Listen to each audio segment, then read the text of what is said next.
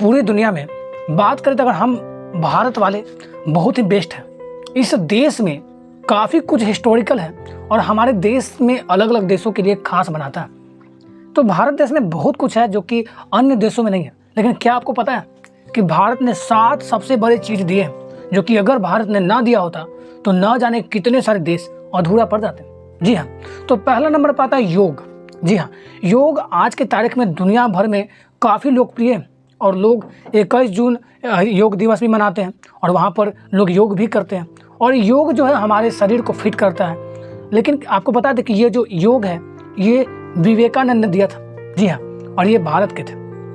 1863 में जो है ये स्टार्ट हुआ था योग, और जो कि 1903 तक ये फैलने में समय लगा। और धीरे धीरे आज 2023 में हर कोई मॉर्निंग में योग जरूर करता है। और बड़े बड़े जितने भी सेलिब्रिटी हैं आज फिट रहने के लिए योग का इस्तेमाल करते हैं, योग पर डिपेंड रहते हैं, खाना का सही तरीके से सेवन करते हैं और भी ना जाने बहुत सारी चीज़ें। और दूसरा नंबर पर है रेडियो प्रसार। जी हाँ, आज अगर रेडियो प्रसार ना होता तो क्या मोबाइल हमारे पास हो पाता, क्या हमारे पास कंप्यूटर और लैपटॉप हो पाता। तो देखिए, अगर आमतौर पर बात करें तो ये नोबेल पुरस्कार विजेता इंजीनियर और खोजकर्ता गुलिल्मो मार्कोनी को रेडियो प्रसार का जनक माना जाता है। जी हाँ, जो कि कहा जाता है कि एक भारतीय वैज्ञानिक थे जो कि जगदीश चंद्र बोस के पहले मिलीमीटर और रेडियोमीटर तरंग जैसे माइक्रोवेव्स का इस्तेमाल बारूद को सुलगाने और घंटी बजाने में किया जाता था।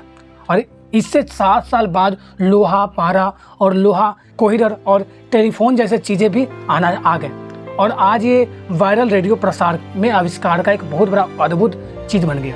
आज हम एक जगह पर खड़ा होकर कहीं भी विदेश में भी चीज़ों को देख सकते हैं, पता लगा सकते हैं। और यही कारण है कि आज हम चंद्रमा, मंगल जैसे बड़े बड़े मिशन को सक्सेसफुल पूरा कर पा रहे हैं। और ये 1978 में भौतिक के नोबेल के विजेता नोबल मोट ने कहा था कि बोस अपने समय में 60 साल आगे हैं। और यही बात हुआ कि आज अमेरिका जैसे बड़े बड़े देश आज हमारे इस उपदेश को उपयोग करके अलग अलग चीज़ों में एक अलग अलग क्षेत्रों में काम कर रहे हैं और नासा एक इतनी बड़ी एजेंसी बन चुकी है। तीसरे नंबर पर आता है जो कि है फाइबर ऑप्टिकल। जी हाँ, फाइबर ऑप्टिकल की बात करें तो ये निर्धर सिंह कपानी पंजाब के मोगा में जन्म एक भौतिक वैज्ञानिक थे जो कि दुनिया भर में इन्हें ऑप्टिकल फाइबर का जनक माना जाता है। कहा जाता है कि 1955 से 1965 के बीच ये निरंतर सिंह ने कई सारे टेक्निकल पेपर, लेखक और इसके बारे में न जाने 1960 तक साइंटिफिक अमेरिकन में प्रकाशित हुआ था। और इस पेपर ने फाइबर ऑप्टिकल को स्थापित किया था और इसी पेपर के माध्यम से आज एक ऑप्टिकल बन रहा है और हम जो है ग्लासेस उपयोग कर रहे हैं और बाइक में भी फाइबर का उपयोग हो रहा है आजकल और कार जैसे अलग अलग तरह के टीवी, फ्रिज और न जाने कितने सारी चीज़ों में फाइबर का उपयोग हो रहा है जो कि एक प्लास्टिक का एक सबसे मजबूत चीज़ है। चौथा नंबर पर आता है सांप सीढ़ी। जी हाँ, आजकल के दुनिया भर कंप्यूटर में गेम्स का कारण सांप सीढ़ी खेलने का एक प्रेरित कला है। बता दें कि भारत का यह खेल इंग्लैंड में काफ़ी लोकप्रिय है, लोग इसे काफ़ी ही उल्लास के साथ खेलते हैं। इस खेल की उत्पत्ति की बात करें तो ये हिंदू बच्चों के सिखाने का तौर तरीका था जिससे लोग टेबल सीख पाते थे। समाचार और सांप को शैतान रूप से देखा जाता था और ऐतिहासिक रूप से इसे मोक्ष का रूप भी देखा जाता है और यही कारण है कि सांप सीढ़ी हमारे भारत ने नहीं दिया। 5वें नंबर पर आता है जो कि है USB पोर्ट। जी हाँ, USB पोर्ट जो कि आप लोग हमेशा उपयोग करते हैं। देखिए, इलेक्ट्रॉनिक डिवाइसों में जुड़ने की मदद मिलती है। जी हाँ, और इससे उस शख्स की भी जिंदगी बदल गई जिसने ये बनाने की मदद की। उस शख्स का नाम अजय भट्ट है जो कि 1990 के दशक में भट्ट और उनकी टीम डिवाइंट पर जब काम शुरू हुआ तो दशक के आखिर तक कंप्यूटर कनेक्टिविटी के रूप में यह सबसे अहम फीचर बना था।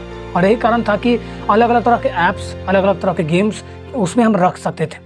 और 2009 में इसका ईटेम के लिए टेलीविज़न विज्ञान आया और उसके बाद टीवी में ये चीज़ें देखा गया और फिर स्मार्ट टीवी बन गया। और स्मार्ट टीवी आजकल बहुत सारी चीज़ों में काम आ जाता है। स्मार्ट टीवी से आप नेट कनेक्ट करके यूट्यूब देख सकते हैं, यहाँ तक कि उसमें आप पीसी को यानी कि लैपटॉप कंप्यूटर को भी सेट करके कंप्यूटर का उपयोग कर सकते हैं। और ये सभी चीज़ों का उपयोग हमारे भारत से ही हुआ है। अब आता है फ्लैश टॉयलेट्स। फ्लैश टॉयलेट्स आपने देखा ही होगा। फ्लैश टॉयलेट यानी कि अगर बात करें तो बहुत ही पहले अगर सबूतों से साफ साफ पता चलता है कि फ्लैशिंग जो शौचालय सिंधु घाटी साम्राज्य से मौजूद था, जिसके बारे में मैंने इस पर वीडियो भी बनाया है। आप नीचे स्क्रॉल करोगे वीडियो में जाके तो आपको ये सारी चीज़ें मिल जाएंगे। मैंने सिंधु घाटी पर काफ़ी एक लंबा वीडियो बनाया, आप देख सकते हैं। और बात करें इसके कांस्टेन और युगलिन साम्राज्य का, तो ये एक बहुत बड़ा इलाका था और यहाँ पर जलाश्म और सीवेज काफ़ी व्यवस्थित था। मतलब कि जल लाने के लिए भी वहाँ पर एक पाइपलाइन मोटर्स का उपयोग किया जाता था और उसी समय इसका सबसे पहले उपयोग किया जाता था, जो कि एक भारत का देन है। वहीं बात करें 7वें नंबर पर जो आता है जो है शैम्पू। जी हाँ, शैम्पू जो है बाल धोने में काम आता है, बहुत ही मस्त, जो कि खुशबूदार और चमक और आत्मविस्माना कह सकते हैं कि हमें बहुत ही अच्छा फील करवाता है। तो ये जो है 15वीं शताब्दी में खोज हुआ था और जिसका जो है नहाने का लोग उपयोग काफ़ी करते थे।